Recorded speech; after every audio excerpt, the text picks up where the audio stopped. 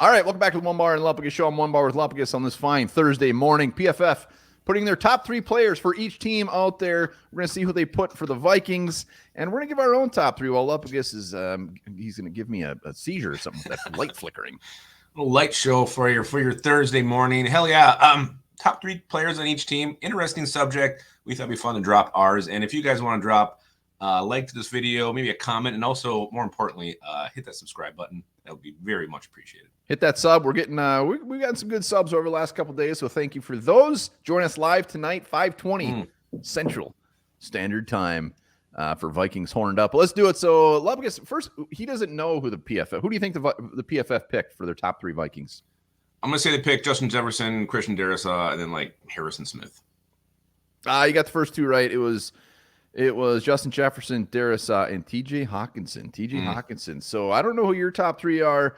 And let's put a little bit of a spin on it. Let's like most important for the 2024 season. How about that? I already picked mine, so it doesn't matter what spin you put on it. It doesn't matter. Mine are the same either way. All right, that's good. Mine are probably the same either way, but I mean, let's just take Jefferson out of it. We don't need to talk about Jeff. He's on the list, okay? Right? He's number 1 on my list. 1 down, 2 to go. So now it gets interesting. What do we got? Who's 2? Well, I think the next one's almost to give me 2. Christian Darrisaw, our left tackle. He's so damn good. He's so young, yet he's so dominant. I think he was maybe dinged up last year. Didn't quite have, as high of a year as most people were expecting from him, but he's still a very, very good left tackle. Started to finally get some national recognition. I think that goes another step this year.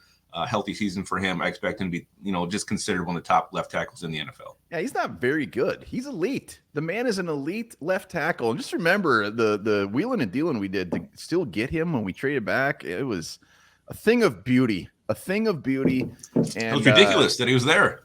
It is ridiculous. He shouldn't have been there. And the NFC North has some very heavy hitters on defensive lines, opposing teams, and he's got his work cut out for him, and he does a damn good job. So Darrisaw, yes, those are 2 gimmies. I think number 3 is where it gets real interesting. Number 3. It does. It gets very interesting, and I'm going to go with me here first because that's what I do. I'm selfish.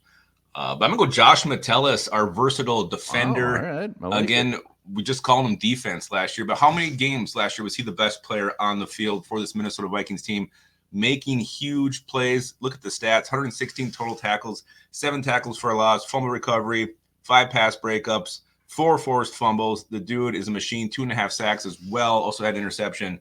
Out there making plays. A guy who just, we didn't know, if he'd make the team as a rookie. He does. And he's kind of a special teams guy. Played a little bit sparingly in 22. And then this year just freaking bursts onto the scene. Brian Flores and him are a match made in heaven. And I think he's even better this year. I cannot wait to see what he does in 2024. Josh Metellus, easily for me, is the 3rd best player on this team. Yeah, this wasn't easy for me. There's a lot of guys that I had there at 3, so it's not very easy. You said freaking like probably 15 times there. So freaking good. You need to wash your mouth out with some Palmolive. Call me Madamidai. This was really tough. Metellus is a good one. I like it. The fact that PFF had Hawkinson, I thought that was a little surprising. I think he's one of the top tight ends in the league. But I thought about him. Yeah, he was in the consideration, but I think I'm going Cam Bynum. Cam Bynum, and really for the same reason. The dude just broke the shit out last year, and you could go a lot of different ones, but I'm going Cam Bynum. We all know Cam Bynum. I don't need to break him down. He's fantastic. He's really turning into one of the best defensive backs in the damn league. This could be a coming out party for sure this year, where he gets actually on the map in the NFL, not just in Viking land. But let's do a 4th one just for the hell of it. Do a 4th one for the hell of it. You can go first in this one. I want to think about I'm going Aaron Jones. Aaron Jones is so close to being my 3rd one. Like, as far as looking at the success that the Vikings, if they have any in this year, it's going to come down to if we can run the damn ball. And Aaron Jones, he was right there. It was a last-second swap. He was my number 3. But yeah, Aaron Jones. We already mentioned Hawkinson. We already mentioned Cam Bynum. I'm gonna go Jonathan Grenard. I think he's right there too. Putting him in this Brian Flores defense could have a huge year. A year maybe not many outsiders are expecting him to have. So I expect a ton of production out of him, and to the point where he's considered one of the best players on this team. Outsiders, great movie. Jonathan Grenard. Yeah, it's funny. You can never compare anyone. It's not fair to compare anybody to Daniil Hunter. But looking at like Jonathan Grenard's kind of body type, and then the Daniil Hunter, it's interesting. Yeah. So It is interesting. It'll also be interesting to see what your guys' top 3 Vikings are on this roster. Anybody different? Anybody we're not seeing? I'm sure there's one guy out there who's going to put Theo freaking Jackson on here.